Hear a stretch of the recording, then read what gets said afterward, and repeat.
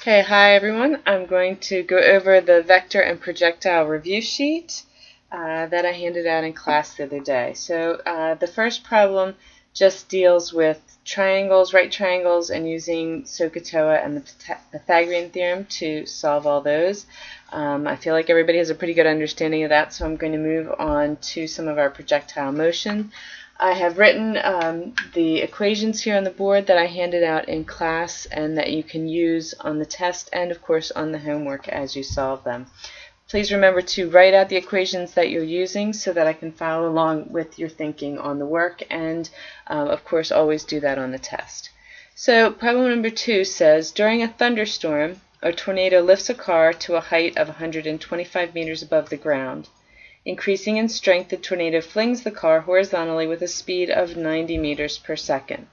How long does it take the car to reach the ground?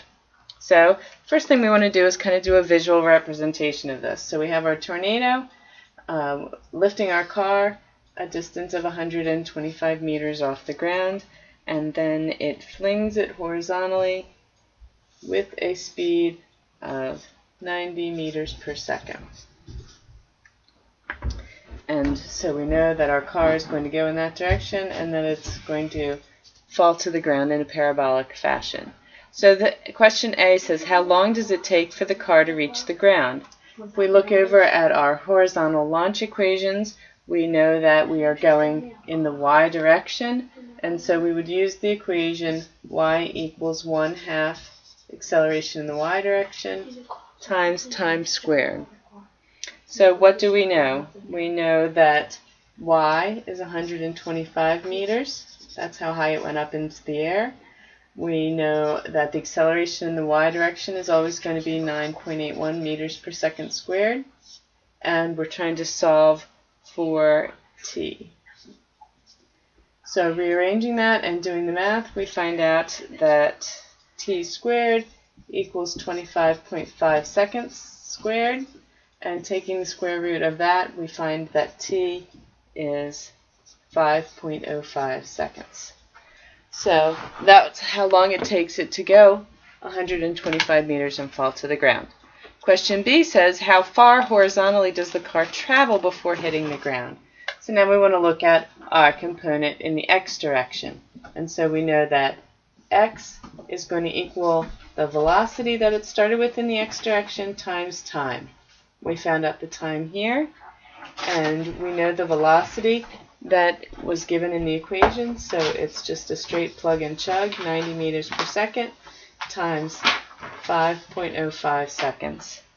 And we do the math, and we find that it landed 454.5 meters away from where it started.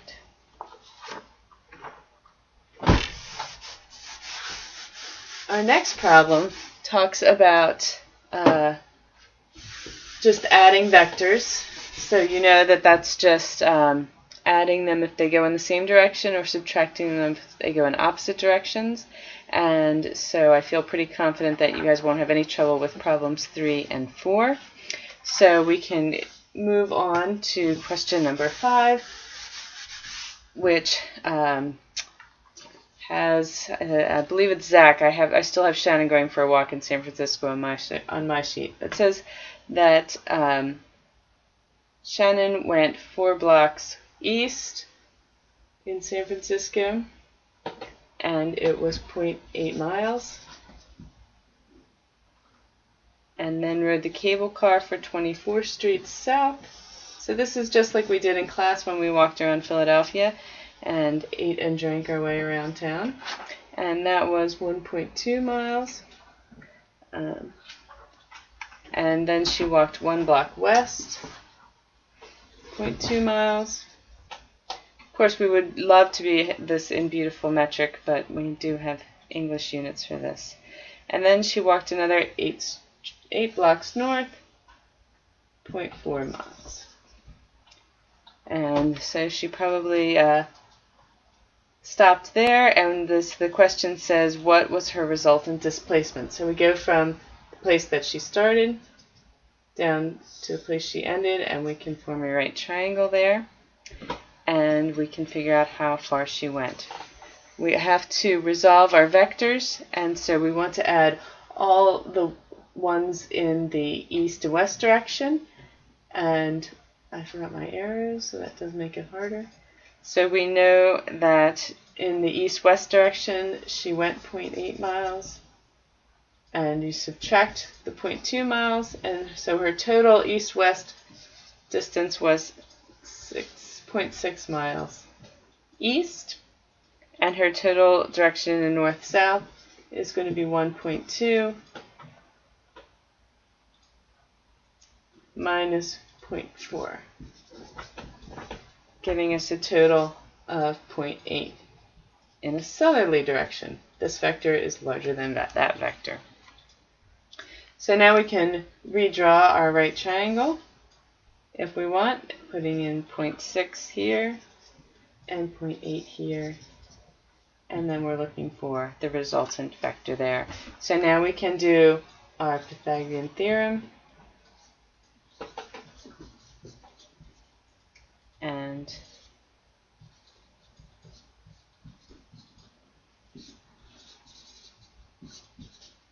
it turns out that C is 1 mile displacement to the southeast.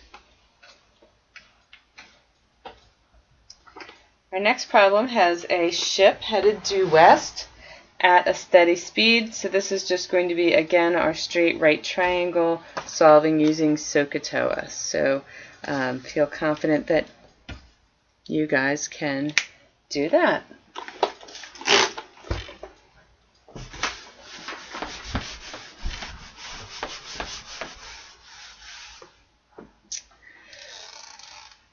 So then problem 7 has 2 tractors pulling on a large boulder in order to shift it out of the way for a new fence line. One tractor pulls with a force of 3,000 newtons west,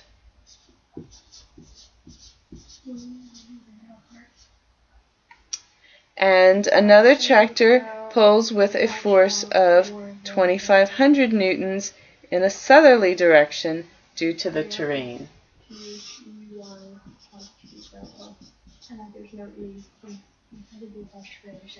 And so it says, if the boulder has a mass of 1,000 kilograms, calculate the acceleration of the boulder due to the resultant forces acting on it. So again, we're going to have our forces, and we want the resultant force. So that's going to be the hypotenuse of our right triangle. And again, we do SOHCAHTOA. So we do the Pythagorean theorem. So 3,000 newtons plus 2,500 newtons squared is going to equal the hypotenuse squared, and that's going to come out to be 3,905 newtons on the hypotenuse. So if we want to know exactly what direction that boulder moved, we're going to then have to calculate the angle. And so we know that if we use our SOHCAHTOA here, we know the angle of theta, we have our opposite and our adjacent, and so we can solve for that.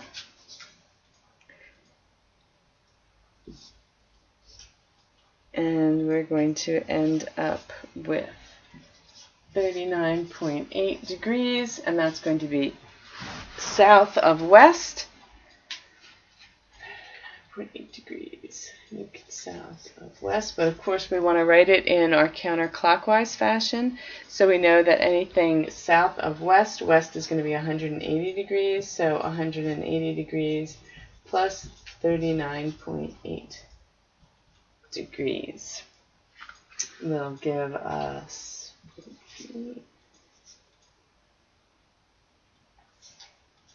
219.8 degrees. Are you done with that?